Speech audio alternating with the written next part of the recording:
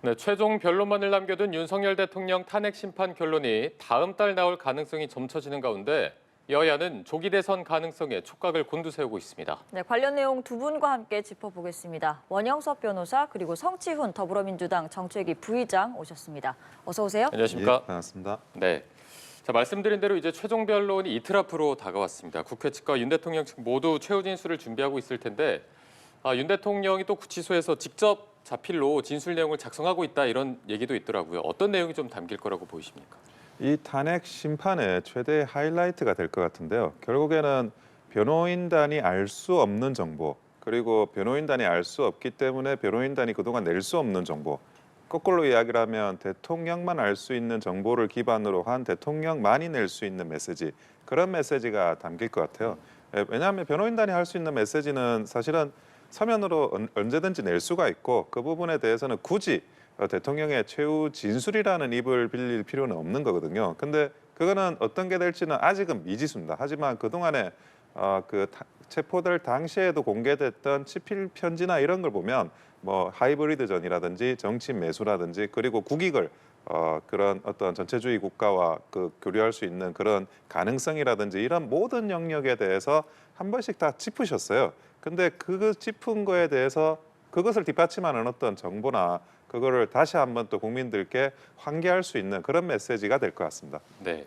지금 이게 최후 진술 같은 경우에는 시간 제한이 없다 보니 양측이 어떤 좀 메시지를 담을 것인가도 주목을 받고 있거든요. 어떤 내용들이 담길 거라고 보이십니까? 저는 대통령이 이 법리를 따지는 내용보다는 아마 여론을 의식한 발언들을 할 거라고 보고 있습니다. 왜냐하면 대한민국 헌법에는 이 탄핵 심판과 관련돼서 헌법과 법률에 위반할 시 탄핵을 할 수 있다라고만 되어 있고 과거 노무현 대통령과 박근혜 대통령의 탄핵 판례를 통해서 그게 중대한 위반일 때 탄핵을 한다라고 명시가 되어 있거든요. 그렇기 때문에 이미 법리적인 부분은 이 10차례의 이 변론 기회를 통해서 따져볼 건 다 따져보았기 때문에 과연 이게 중대한 위반인가? 만약에 위반일 경우 중대한지를 따져보기 위한 이런 마지막 그 고민이 남아 있는 건데 대통령은 아마도 그거에 대해서 이 정도 중대한 위반 아니다. 대통령으로 권한을 행사할 수 있는 것들을 행사했을 뿐이다라는 것에 아마 집중할 거라고 보고 있기 때문에 저는 근데 민주당 입장이나 저희 입장에서는 아무래도 그 헌법과 법률에 위반하는 10차례 변론기를 통해서 어느 정도 다 드러났다고 봅니다. 그렇기 때문에 제가 말씀드린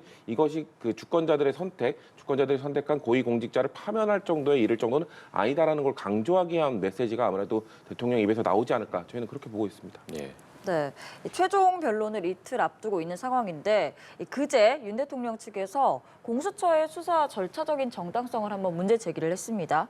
이어서 국민의힘도 공수처가 영장 쇼핑을 했다. 이렇게 이 논란을 부각하면서 여론전을 계속 이어가는 모습인데요. 이런 여권의 움직임은 좀 어떤 전략이라고 평가를 하시나요? 그러니까 실제로 그 국헌을 문란하게 하는 거는 공수처의 부당한 수사, 부당한 체포, 그리고 그 이후에 이어진 구속이라는 거죠. 지금 대통령에게 내란죄라는 그런 혐의를 씌우고 형사 수사를 하고 있지 않습니까? 공판을 지금 진행 중이지 않습니까? 그리고 그런 부분에 대해서 비록 뭐 내란죄라는 걸 형사적인 걸 철회했다고 하지만 그 내란 행위를 헌법적으로 판단해 달라고 하면서 탄핵 소추를 하지 않았습니까? 그래서 그러면 내란을 따져보자 이렇게 지금 돼가고 있는 거예요. 쟁점이 비슷해요.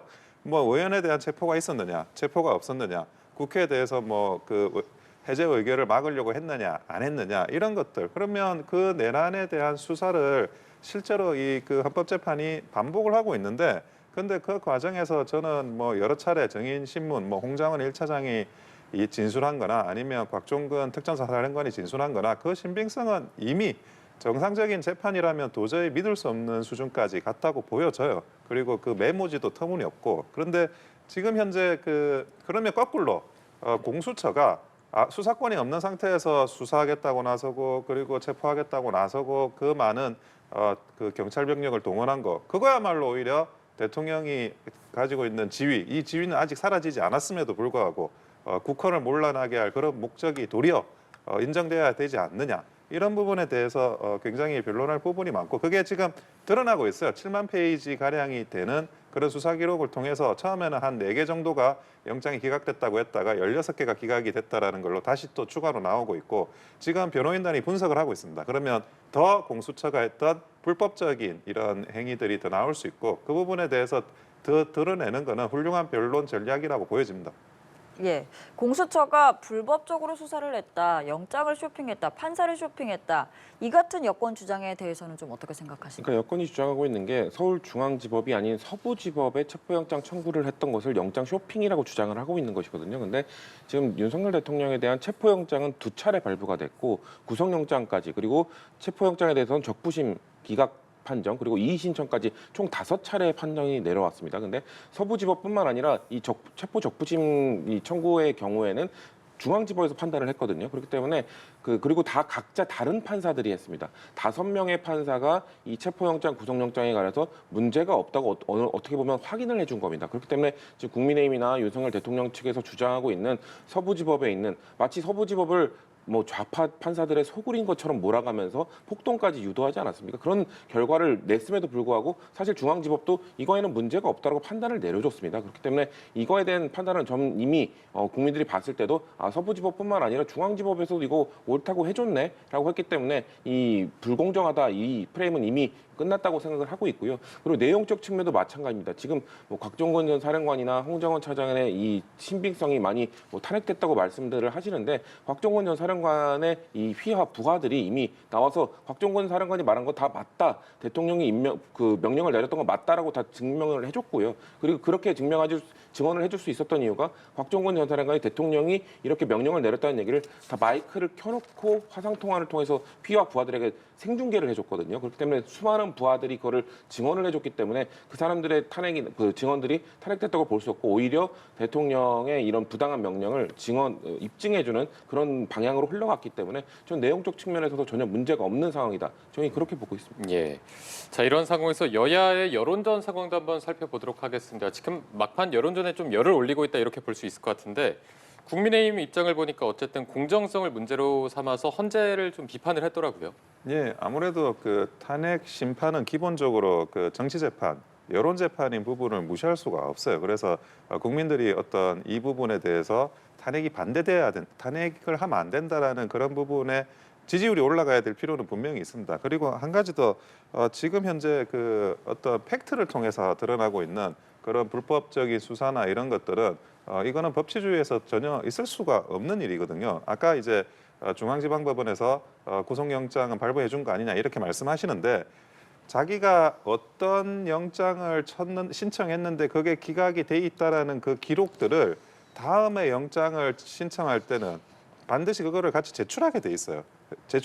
그래서 만약에 왜 그때는 안 됐고 이번은 되는 거냐를 그 다음에 영장을 판단하는 판사가 판단을 해야 되는데 그 부분을 누락을 한 겁니다. 그 부분을 누락을 한 상태에서 영장을 신청하고 그 신청을 받아냈기 때문에 그 부분은 명백히 형사소송법에서도 인정할 수 없는 그런 불법적인 영장 발부다. 이거는 뭐 어떤 식으로든지 반드시 사법적인 단죄가 이뤄져야 될 공수처의 불법적인 수사라는 부분이고요. 그러면 이 관련해 가지고 과연 그 대통령에 대해서 어떤 재판이 공정하게 진행되고 있느냐? 불공정한 재판에 대해서 분노하지 않을 수는 없는 거죠. 그리고 그 부분이 여론하고 연결되지 않을 수도 없고 이거는 정확하게 그 사실관계를 밝혀가지고 단순히 여론전이 아니라 이거는 국민들께 실체를 알리는 진실규명이라는 차원으로 진행돼야 될 부분이라고 보여집니다. 네, 지금 뭐 말씀해 주신 대로 영장 발부나 재판에 있어서의 어떤 절차적 공정성에 대한 부분을 말씀해 주셨는데 일단 민주당의 입장을 보면 윤 대통령의 억지 생떼쇼는 끝났다. 평생 수감을 준비해라 혹은 앞으로의 결정을 좀 수용하라 이런 입장을 냈더라고요. 그렇게 말씀드릴 수밖에 없죠. 왜냐하면 지금 영장 부분을 또 계속 말씀하시는데 영장의 종류도 다양하지 않습니까? 뭐 체포영장, 구속영장, 그 전에 뭐 기각됐다고 했던 것들은 압수수색 영장과 통신영장입니다. 그러니까 기각 이력, 그러니까 과거에 영장을 신청했다가 만약에 기각됐을 경우 그 기각 이력을 기재해야 된다는 말씀을 하신 건데, 근데 영장 같은 경우에는 제가 말씀드린 이 여러 가지의 영장이 있는데 똑같은 영장일 경우 그리고 같은 사람에 대한 영장일 경우 기각 이력을 무조건 형소법에 의해서 기재하도록 되어 있습니다. 근데 이 체포영장을 청구할 때는 과거에 말씀드렸던 12월 6일 날 있었던 압수수색 영장이나 체포영장 다른 영장이기 때문에 기각 이력을 굳이 다 기재 안 해도 되는 이 법적 근거가 있는데 기재했다고 지금 공수처에서 밝히고 있습니다. 이것이 명확히 드러나지 않았음에도 불구하고 계속해서 뭔가 공수처가 제대로 된 영장 이 기각 이력을 기재하지 않았다라고 주장하는 건 저는 좀 선을 넘은 것이라고 말씀을 드리고 싶고요. 여론전 결국 여론전으로 가는 이유는 제가 처음에 말씀드렸던 단순히 이 대통령에 대한 탄핵 심판은 다른 고위 공직자랑 다릅니다. 다른 고위 공직자 같은 경우는 헌법과 법률에 위반이 있을 때 탄핵을 한다라고 되어 있지만 대통령은 중대한 위반이어야만 할 수 있기 때문에 그 중대한을 어떻게 따지느냐 이 헌법과 법률에 나와 있지 않습니다. 그렇기 때문에 헌법재판소는 아무래도 이 중대한의 정도를 아무래도 국민 여론을 보고 판단하는 부분이 있기 때문에 지금 탄핵을 반대하는 쪽이나 찬성하는 쪽이나 여론을 통해서 여론전을 통해서 최대한 이 국민 여론을 모아가는 것이 헌법재판소의 이런 판결에 영향을 줄 수 있다고 생각을 하는 것 같은데 근데 제가 봤을 때는 이 정도의 헌법과 법률의 위반이 중대함이 드러났으면 아무리 여론 보수가 결집한다 하더라도 헌법재판소가 이에 어긋나는 판단을 하기는 어려울 것이다라고 보고 있습니다. 예, 이제 조기 대선 이야기를 좀 해보려고 하는데요. 우선 여권 상황부터 살펴보겠습니다. 표면적으로는 탄핵 반대 입장을 내세우면서 조기 대선 가능성의 여권에 일단은 선을 긋고 있는 모습인데요. 그러면서 이재명 대표에 대한 심판론을 앞세우고 있습니다. 이런 전략은 좀 어떻게 보시나요? 이미 그 탄핵 반대가 그 탄핵 소추 의결할 때도 국민의힘의 당론이었고요. 그 당론이 변동된 사실이 없습니다. 그러니까 당연히 그 탄핵 반대라는 그 노선은 계속 유지를 해야 되고 그리고 국민들께서도 탄핵을 반대하는 그런 여론이 최소 40% 이상 어떤 그 여론조사에서는 50% 이상도 계속 나오고 있습니다. 그러면 이것이 당연히 일부 지지자들의 여론이 아니라 국민의 여론으로 이미 변해버린 거거든요. 근데 이 부분에 있어가지고 국민의힘이 그러면 뭐 탄핵 그 찬성을 전제로 한 조기 대선이라는 논의를 진행하는 거는 저는 굉장히 부적절하고 뭐 사리에도 맞지 않다는 생각이 들고요. 그리고 그런 부분에 있어가지고 이재명 대표가 그동안 그 탄핵 그러니까 계엄령에서 보여줬던 그런 22번, 지금은 현재 29번이지만 29번의 탄핵 소추, 그리고 입법농단, 예산농단, 그리고 그 이후에도 보여주는 많은 그런 그 민주당의 그런 국회의 권력을 이용해서 국정을 마비시키는 행태에 대해서 더 부각시키고 이 부분에 대해서 이재명 대표를 심판해야 된다라고 하는 그 내용을 더 드러내게 하는 것이 지금 국민의힘이 해야 되는 가장 중요한 임무고 사실 그 전에 좀 부족한 것도 있었어요. 하지만 일부 의원들이 일단은 그 진행을 하고 있고 그걸 다시 이제 지도부 차원에서 진행되고 있다고 보여지고 있기 때문에 굉장히 잘하는 걸로 보여지고 있습니다. 예, 조기 대선에 대한 여권의 입장 어떻게 생각하시나요? 지금 국민의힘은 낮에는 탄핵 반대를 하고 있지만 밤에는 조기 대선을 준비하고 있다 이런 평가가 나올 정도로 사실상 탄핵 심판 이후에 조기 대선을 이미 준비하고 있는 모습이 너무 많이 보여지고 있습니다. 홍준표 시장 같은 경우는 아예 SNS에 우리 조기 대선 준비해야 한다. 이거 뭐 탄핵 심판의 결과와 여부와 상관없이 우리는 준비를 하는 것이 맞다라고 주장을 하지 않았습니까? 그리고 한동훈 전 대표 같은 경우는 이미 책 출판 예정을 하면서 뭔가 이 조기 대선 이미 레이스에 뛰어들었고요. 김문수 장관 역시 마찬가지입니다. 김문수 장관이 어떻게 보면 가장 조기 대선은 없을 것이다라고 주장을 했었지만 본인의 지지율이나 이런 것들 때문에 점점 지금 정치적 행보를 이어가고 있고 정치적 뭐 토론회나 이런 것들에 적극적으로 나서면서 사실상 조기 대선 레이스에 뛰어들었죠. 그리고 마지막으로 오세훈 시장도 마찬가지입니다. 최근에 이제 개헌 토론회를 열면서 대선 주자가 아니면은 서울시장이 왜 갑자기 개헌 토론회를 열겠습니까? 오세훈 시장 역시 조기 대선 이미 들어갔다. 그렇기 때문에 국민의힘이 그 겉으로는 계속해서 탄핵은 이루어지지 않을 것이다. 우리는 탄핵을 반대한다라고 얘기하고 있지만 제가 말씀드린 지금 4명의 보수 층의 지금 주요 대권 후보들은 이미 조기 대선 레이스에 들어갔다라고 보여지고 있습니다. 네, 지금 말씀해주신 대로 국민의힘의 어떤 개별 주자들 어떻게 보면 여권 잠룡들의 움직임은 조금씩 움직임이 보이고 있다 이렇게 분석을 해주셨습니다. 말씀해주신 김문수 장관이나 오세훈, 홍준표 시장 또 한동훈 전 대표 어느 정도 이제 움직임을 보여주고 있는데 앞으로 좀 어떤 행보를 할 거라고 예상을 하십니까? 지금 그 탄핵 정국이지 않습니까? 과거에도 박근혜 대통령 탄핵 때도 보면 여러 주요 정치인들이 자기만의 목소리를 내는 그런 현상들이 굉장히 많았습니다. 그러니까 뭐 그게 탄핵에 대한 목소리일 수도 있고 탄핵이 가지고 뭐 대통령께서 복귀를 하신다고 하더라도 이거를 뭐 개헌으로 가야 되느냐, 지금 여기서 발생되는 에너지를 어떻게 갈무리를 해야 될 거냐 이런 논의도 필요합니다. 그래서 그 부분에 대해서 뭐 개헌 논의를 했기 때문에 이게 그 뭐 대통령이 탄핵되기를 바란다 이렇게 말하기는 어렵다는 거죠. 지금 대통령의 탄핵이 되어서는 안 된다라고 하는 분들도 많은 분들이 원로도 마찬가지예요. 이 부분에 대해서 지금 87년 6공화국 헌법을 이제는 좀 바꿔야 될 때가 되지 않았냐 이런 이야기 많이 하시거든요. 근데 그런 부분에 대해서 그 개헌에 대한 논의를 했다는 거 그것만으로 뭐 그 부분에 대해서 본격적인 대선 준비를 한다 그렇게 보기는 어렵고요. 뭐 김문수 장관도 마찬가지입니다. 김문수 장관은 자기가 그런 대선 주자로서 이런 활동을 하는 거냐라는 질문에 대해서 굉장히 서글픈 일이다 그런 부분들이 슬픈 일이고 그런 걸 명확하게 말씀을 하셨습니다.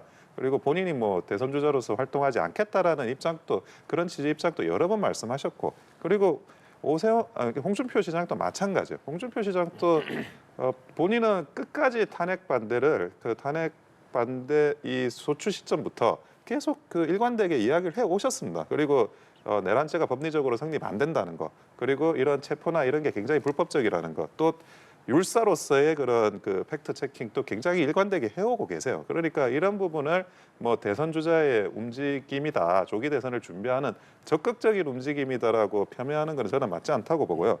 다만 이제 한동훈 전 대표는 다르죠. 한동훈 전 대표는 뭐 탄핵돼야 된다 이 부분을 뭐 일관되게 본인 스스로 일관되게 주장을 하고 있고 뭐 비상계엄 이후에 직후에도 위헌적인 비상계엄이다 이런 걸 뭐 본인이 천명을 하셨으니까 이분은 조기 대선을 준비를 하는 게 명확하게 보입니다. 그래서 조기 대선을 준비하는 게 한동훈 대표한테 얼마나 뭐 이롭고 그게 뭐 상식적으로나 도의적으로나 적합한 일인지는 모르겠네요.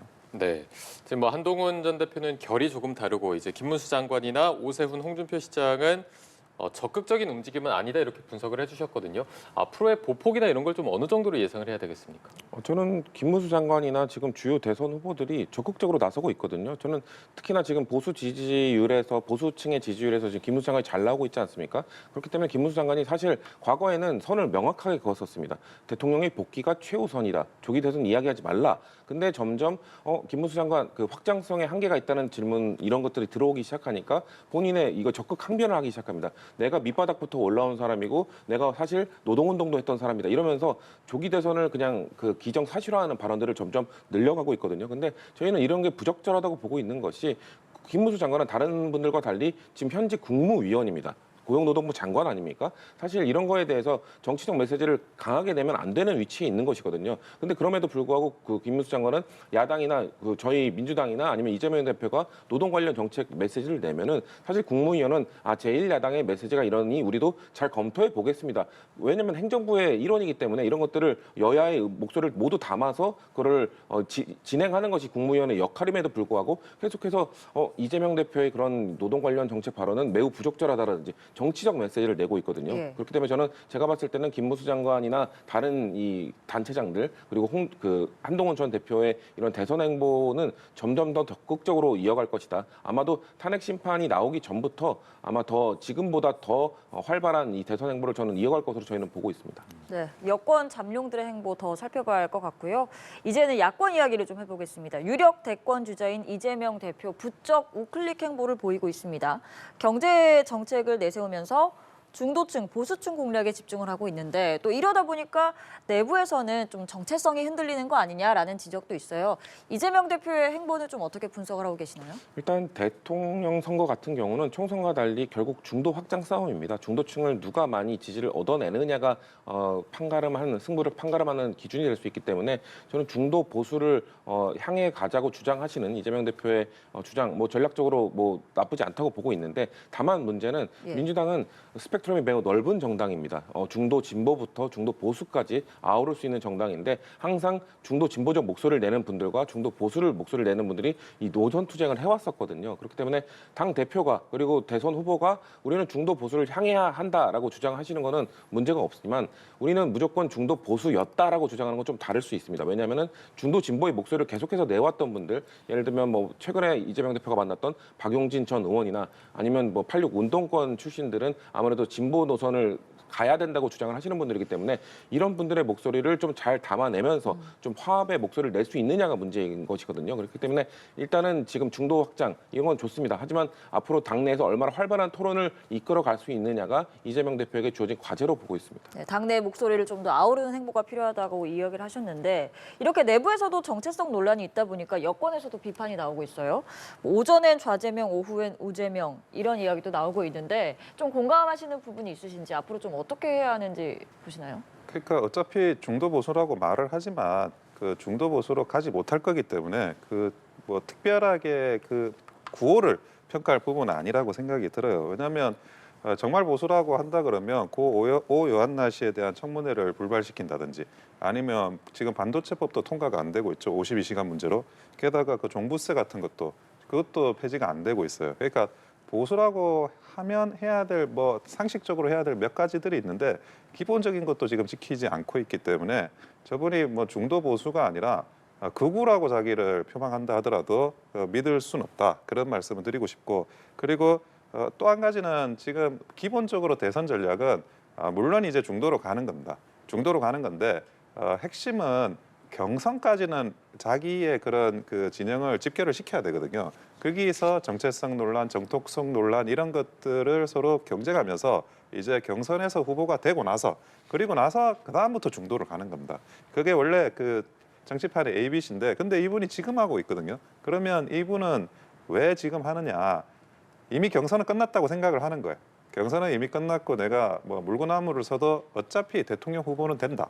그렇게 생각을 하고 계시고 그렇게 따지면 당연히 이제 뭐 조기 대선을 전제로 이분은 움직이시는 거니까 조기 대선을 전제로 움직일 때는 그 선거 기간이 굉장히 짧습니다. 60일 안에 선출이 돼야 되기 때문에 그래서 경선을 해봤자 어차피 내가 되고 선거 기간은 짧으니까 지금부터 중도로 빠져나가자라고 그런 전략을 세우신 것 같아요. 그래서 뭐 이거는 단순히 선거 전략상 구호일 뿐이고 뭐 그렇다고 해서 중도 보수적인 정책을 하거나 뭐 당이 중도 보수적인 정체성을 갖거나 뭐 그런 일은 일어나지 않을 거라고 보여집니다. 네. 자, 그리고 요새 이제 전국 곳곳에서 탄핵 찬반 집회가 열리고 있습니다. 어제 같은 경우에도 헌재 앞에서 집회가 있었는데 민주당 지도부를 비롯해서 한 80여 명 정도가 모이기도 했고요. 또 국민의힘도 청주나 대전 등에 이렇게 의원들이 참가하기도 했습니다. 이런 어떻게 보면 장외 여론전 앞으로의 중도층 표심이나 이런 부분에 어느 정도 영향이 있을 거라고 보십니까? 저는 어제 그 대전 집회를 기점으로 중도층도 굉장히 그 탄핵 반대 이쪽으로 많이 넘어올 거라고 보여져요. 그동안에 했던 그 집회 같은 경우에는 그 부산이나 대구, 영남권 집회였고 그리고 서울이라고 하지만 서울에서도 뭐 상당 부분 그 국민의힘의 지지층, 탄핵 반대 지지층이 있으니까 그분들이 나오신 거였는데 대전은 좀 달라요. 대전부터는 일종의 중도적인 생각을 가지고 있는 분으로 여든 야든 그렇게 분류를 좀 하거든요. 네네. 예, 그래서 그 대전부터 충청권을 어떻게 가져오느냐가 대선 때도 항상 이게 문제가 되는 거예요. 과거에 DJ도 DJP 연합을 그래서 했던 거고 충청권 문제 때문에. 네. 그런데 이 충청권에서 그 핵심이라는 대전에서 역대 최대의 인파가 몰린 집회가 탄핵 반대 집회 이번에 어제의 탄핵 반대 집회였습니다. 그것은 이런 그 중도층의 마음 이런 마음도 결과적으로 상당 부분 탄핵 반대로 지금 넘어왔고 여기에서 이제 앞으로 있을 뭐 구속 취소에 대한 결정 또는 이제 대통령에 대한 그 본인의 직접 진술, 최후 변론 이런 것들에 따라 가지고 이게 2차 폭발로 이어질 가능성이 크다 그렇게 보여집니다. 네, 어떻게 보면 그동안 큰 선거에서 충청권에서 캐스팅 보트 역할을 해왔기 때문에 대전에서의 집회를 조금 눈여겨 보셨습니다. 앞으로 이런 탄핵 찬반 집회 어느 정도 영향이 있을 거라고 보십니까? 저는 사실 탄핵 반대 집회, 국민의힘이 주최하는 탄핵 반대 집회에서 계속해서 선을 넘는 발언들이 많이 나왔거든요. 선을 넘는 발언이 무엇이냐? 사실 저희는 탄핵 찬성 집회를 할 때 만약에 탄핵이 기각될 경우 이루어지지 않을 경우 이 기각한 헌법재판관들을 뭐 어떻게 뭐 쓸어버려야 된다, 밟아버려야 된다 이런 발언을 한 적은 한 번도 없거든요. 근데 탄핵 반대 집회를 가보면 만약에 탄핵이 인용될 경우 헌법재판관들 뭐 불살라버려야 된다, 밟아버려야 된다 이런 선 넘는 발언들이 많이 나왔어요. 근데 그런 발언들이 보수를 결집시키는 데 일정 정도 효과가 있었죠. 하지만 그 이후에 이런 발언들을 계속 이어가다 보니까 중도층으로부터 이 마음을 얻는 데 실패했습니다. 그렇기 때문에 저는 이런 중도층의 마음이 멀어지기 시작하니까 국민의힘 국민의힘 지도부가 갑자기 선을 긋기 시작했습니다. 본인들도 선을 넘는 발언들, 왜냐하면 대한민국의 보수 정당이라면 헌법 수호를 최우선 가치로 내세워야 되는데 계속해서 헌법 체계를 부정하는, 헌법재판소를 부정하는 발언들에 대해서 보수가 결집되는 효과를 보이니까 방관하고 있다가 이것이 중도층의 마음을 멀어지게 하는구나라는 이 효과가 나타나기 시작, 역효과가 나타나기 시작하니까 이제 뒤늦게 선을 긋기 시작했는데 이미 중도층의 마음은 이 탄핵 반대 집회에 마음을 멀어졌습니다. 그렇기 때문에 제가 봤을 때는 남은 기간 동안 이 탄핵 반대 집회, 찬성 집회가 이루어졌을 때 중도층은 그 집회에 나가지 않습니다. 그 집회에서 어떤 메시지가 나오는지 이런 언론이나 이런 것들을 통해서 접할 뿐입니다. 근데 앞으로 국민의힘은 더 센 메시지를 못 낼 것이기 때문에 보수의 결집 효과도 더 떨어질 것이고 멀어진 중도층의 마음도 되돌리기 아마 어려울 것이다. 그렇기 때문에 저는 이런 이 탄핵 찬반 집회는 이미 조기 대선으로 넘어가는 양 진영의 이 조기 대선의 결집 효과를 위한 이 집회로 넘어갔다. 이 양상은 이미 넘어갔다고 보고 있습니다. 네, 이제 최종 변론 기만을 남겨둔 윤석열 대통령 탄핵 심판과 관련한 전망, 그리고 어제 전국에서 열렸던 탄핵 찬반 집회 이야기까지 원영섭 변호사 그리고 성치훈 민주당 정책위 부의장과 이야기 나눠봤습니다. 고맙습니다. 고맙습니다.